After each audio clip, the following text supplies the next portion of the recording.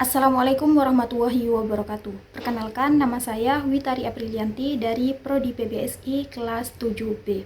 Di sini saya akan mempresentasikan rencana penelitian saya, yaitu yang berjudul Kepribadian Tokoh Utama dalam film Jalan yang Jauh Jangan Lupa Pulang dalam kajian Kepribadian Hippocrates Galenus.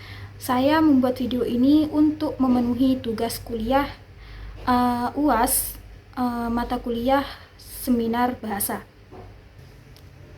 Baik, poin yang pertama yang akan dibahas yaitu ada latar belakang. Nah, latar belakang di sini dalam penelitian ini mengkaji tentang kepribadian tokoh utama menggunakan teori kepribadian Hippocrates Galenus, yang dimana kepribadian Hippocrates Galenus ini membahas tentang kepribadian manusia yang dibagi menjadi 4 tipe temperamen, yaitu yang pertama ada sanguinus, kolerens, melankolis, dan pragmatis. Nah, di sini tokoh utama nantinya, kepribadian tokoh utama itu masuk ke dalam salah satu, apakah termasuk dalam salah satu 4 kepribadian tokoh utama itu. Melalui pendekatan psikologi sastra, penelitian ini akan mengeksplorasi bagaimana sifat dasar dan temperamen tokoh utama mempengaruhi perilaku dan reaksinya terhadap bagaimana situasi dalam film tersebut. Poin yang kedua yang akan dibahas itu rumusan masalah. Rumusan masalah di sini ada rumusan masalah umum dan rumusan masalah khusus. Yang pertama, rumusan masalah umum. Di sini rumusan masalah umum ada bagaimanakah kepribadian tokoh utama dalam film Jalan yang Jauh Jangan Lupa Pulang dalam kajian Hippocrates Galenus. Nah, rumusan masalah khusus yang kedua, apa saja faktor-faktor yang mempengaruhi kepribadian tokoh utama dalam film Jalan yang Jauh Jangan Lupa Pulang. Poin ketiga yaitu ada tujuan penelitian. Tujuan penelitian itu membahas tentang tujuan yang akan dibahas di rumusan masalah. Yang pertama itu mendeskripsikan kepribadian tokoh utama dalam film Jalan yang Jauh Jangan Lupa Pulang menggunakan kajian Hippocrates Galenus. Tujuan yang kedua, mendeskripsikan apa saja faktor-faktor yang mempengaruhi kepribadian tokoh utama dalam film Jalan yang Jauh Jangan Lupa Pulang. Poin keempat yaitu ada manfaat penelitian. Manfaat penelitian ini dibagi menjadi 2, yaitu ada manfaat teoritis dan manfaat praktis. Manfaat teoritis itu fokus pada teori-teori yang akan dikaji, digunakan dalam penelitian, dan memahami lebih mendalam tentang data yang dikumpulkan. Manfaat praktis yaitu dibagi menjadi 4. Yang pertama itu manfaat bagi peneliti, manfaat bagi instansi pendidikan, dan manfaat bagi pembaca, dan yang terakhir yang keempat itu manfaat bagi peneliti yang selanjutnya sebagai sumber referensi dan acuan seperti apa penelitian yang selanjutnya, seperti itu. Masuk ke poin kelima, divisi operasional. Nah, divisi operasional di sini ada 4. Yang pertama itu kepribadian Hippocrates Galenus, tokoh utama, film, dan psikologi. Nah, kepribadian Hippocrates Galenus ini adalah teori yang mengaitkan kepribadian manusia dengan 4 cairan tubuh dalam cairan tubuh utama atau humor. Nah, tokoh utama ini adalah pelaku utama atau pemeran penting yang ditonjolkan dan sangat diutamakan ceritanya dalam film serta menentukan alur ceritanya. Poin yang ketiga itu ada film. Film di sini adalah salah satu karya sastra yang menceritakan suatu kejadian luar biasa, baik berupa fakta maupun imajinasi. Nah, yang keempat itu ada psikologi. Psikologi ini adalah ilmu yang memfokuskan pada perilaku manusia dan berbagai proses mental. Seperti itu. Masuk pada bab 2, yaitu ada kajian teoretis. Kajian teoretis di sini ada 3 teori. Yang pertama itu ada teori psikologi sastra, dan ada psikologi kepribadian, dan yang terakhir kepribadian Hippocrates Galenus. Nah, yang pertama itu ada psikologi ke sastra. Menurut Mendelov, psikologi sastra merupakan sebuah telaah karya sastra yang dianggap sebagai gambaran kegiatan dan juga proses kejiwaan. Nah, yang kedua itu psikologi kepribadian. Menurut Mendelov, kepribadian dibentuk oleh potensi sejak lahir yang dimodifikasi oleh pengalaman budaya dan pengalaman unik yang mempengaruhi seseorang. Nah, yang terakhir itu ada kepribadian Hippocrates Galenus. Kepribadian ini adalah teori klasik yang membagi kepribadian manusia menjadi 4 tipe. Yang pertama 4 tipe berdasarkan dominasi cairan dalam tubuh. Yang pertama itu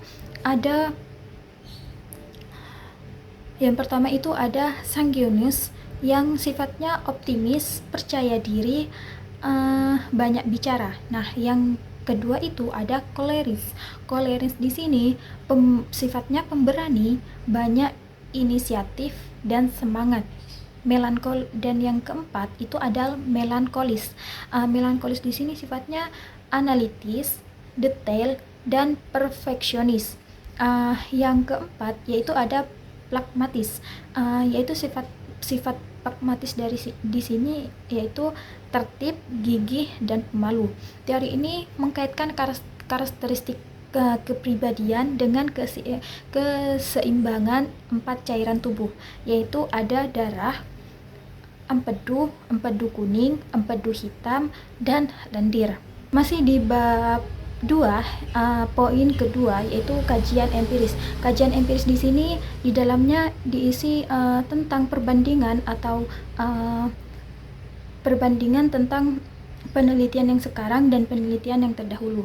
Penelitian yang sudah pernah ada dilakukan oleh orang, dan penelitian yang mau dilakukan oleh peneliti yang sekarang. Nah, yang pertama saya temukan itu ada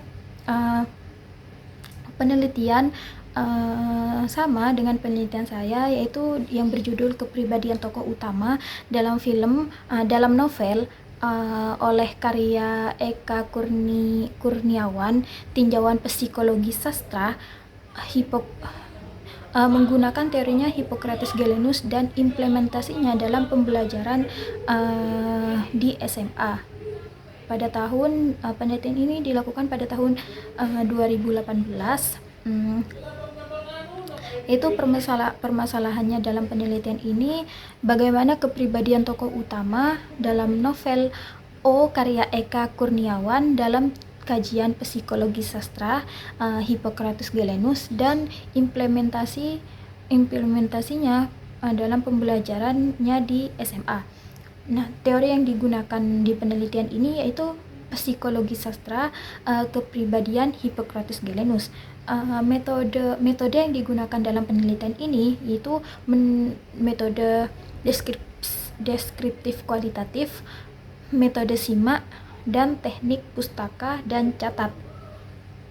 Nah, penelitian kedua yang saya temukan yaitu penelitian yang berjudul Analisis Kepribadian Tokoh Utama, novel Merindu Baginda Nabi karya Habibur Rahman El-Sahrazi, kajian psikologi sastra, yang dilakukan penelitian ini pada tahun 2020.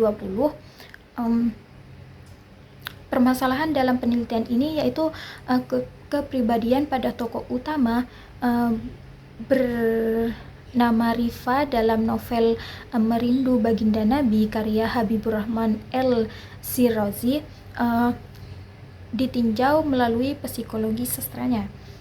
Teori yang digunakan dalam penelitian ini yaitu menggunakan teori kepribadian Hippocrates Galenus dengan menggunakan metode deskriptif kualitatif, teknik analisis data, yaitu dengan membaca secara cermat, mencatat dan menggarisbawahi, menganalisis data, mendeskripsikan kepribadian dan menarik kesimpulan. Kajian empiris yang ketiga yaitu yang saya temukan dalam penelitian ini, penelitian yang terdahulu, yaitu dengan judul penelitian analisis kepribadian tokoh utama dalam film Saloka Rimba karya Butet Manurung. Penelitian ini dilakukan pada tahun 2023 dengan permasalahan bagaimanakah kepribadian tokoh utama Butet Manurung pada film Saloka Rimba ditinjau dari psikologi sastranya, dan teori yang digunakan dalam penelitian ini adalah psikologi sastra teori kepribadian Sigmund Freud. Dengan metode yang digunakan menggunakan deskriptif kualitatif dengan metode teknik simak dan catat. Masuk pada kerangka berpikir. Kerangka berpikir di sini yang pertama itu ada judul, yaitu yang berjudul kepribadian tokoh utama dalam film Jalan yang Jauh Jangan Lupa Pulang, karya Jalan yang Jauh Jangan Lupa Pulang, kajian kepribadian Hippocrates Galenus. Teori yang saya gunakan dalam penelitian ini yaitu kepribadian Hippocrates Galenus, latar belakang atau yang melatar belakangi permasalahan, terus faktor penyebab atau yang mempengaruhi kepribadian tokoh utama tersebut. Nah, permasalahan di sini, permasalahan dalam penelitian ini yaitu bagaimanakah kepribadian tokoh utama dalam film Jalan yang Jauh Jangan Lupa Pulang menggunakan kajian kepribadian Hippocrates Galenus. Permasalahan yang kedua yaitu faktor apa saja yang mempengaruhi kepribadian tokoh utama dalam film Jalan yang Jauh Jangan Lupa Pulang. Nah, metode yang saya digunakan dalam penelitian ini menggunakan metode deskriptif kualitatif, metode dan teknik analisis data, yaitu menggunakan metode simak dan catat. Teknik analisis data di sini menggunakan metode AGI. Metode AGI di sini di mana 4 tipe tersebut, 4 tipe dari teori kepribadian Hippocrates Galenus ini nanti dikelompokkan mana saja yang menjadi bagian-bagian atau bagian tipe-tipe yang termasuk pada melankolis, pragmatis, sanguinis atau koleris, seperti itu. Nah, teknik penyajian data ya di sini menggunakan penyajian data yang informal, tidak menggunakan tabel ataupun yang formal, seperti itu. Masuk pada bab 3, yaitu metode penelitian. Metode penelitian ini yaitu yang pertama ada jenis dan pendekatan. Penelitian ini menggunakan pendekatan psikologi sastra, dan jenis penelitian ini adalah deskripsi kualitatif yang bersifat naratif, bersumber pada adegan film, serta dijadikan dengan cara mendeskripsikan permasalahan tanpa menggunakan angka. Terus poin yang kedua yaitu kehadiran peneliti. Kehadiran peneliti bersifat berperan sebagai alat utama dalam pengumpulan data melalui observasi di dalam sebuah film. Kehadiran peneliti ini dalam penelitian ini bersifat mutlak. Terus poin yang ketiga yaitu sumber data. Sumber datanya di sini yaitu film yang berjudul Jalan yang Jauh Jangan Lupa Pulang yang disutradarai oleh Angga Dwi Mas Sasongko, yang film ini bergenre romantis, drama, dan film keluarga. Film ini berdurasi 1 jam 46 menit. Produser film ini yaitu Tersi, Eva, Santi, dan Dejoni Chen. Poin yang ketiga yaitu ada poin yang keempat yaitu ada data. Nah, data di sini berupa dialog dan adegan dalam film Jalan yang Jauh Jangan Lupa Pulang yang menggambarkan tentang kepribadian tokoh utama. Contohnya, contoh dalam data di sini pada durasi 5 menit 48 detik, Aurora atau tokoh utama sedang bertengkar dengan kekasihnya. Pada waktu itu, Aurora emosi sampai menangis histeris dan berteriak melihat karya seninya yang dilempar oleh kekasihnya tersebut. Poin yang kelima yaitu prosedur pengumpulan data. Ya, di sini saya menggunakan prosedur simak dan catat. Dan poin yang keenam yaitu metode dan teknik analisis data. Dalam penelitian ini, teknik analisis data yang digunakan adalah metode Agih. Menurut Sugiono, pengelompokan data berdasarkan tipologi yang ada dalam teori kepribadian Hippocrates Gilenus. Masuk dalam pengecekan keabsahan data, poin ke-7 yaitu saya menggunakan meningkatkan ketekunan dan teknik triangulasi, yaitu teknik dan waktu. Yaitu poin yang terakhir, poin ke-8, tahap penyajian hasil analisis data, yaitu informal berupa cuplikan gambar dan kutipan teks pada percakapan dialog dalam film Jalan yang Jauh Jangan Lupa Pulang. Mungkin itu saja yang dapat saya sampaikan dalam presentasi ini. Kurang lebihnya saya mohon maaf, ataupun ada tutur kata yang kurang mengenakan dari yang saya sampaikan. Kurang lebihnya mohon maaf dan terima kasih. Wassalamualaikum warahmatullahi wabarakatuh.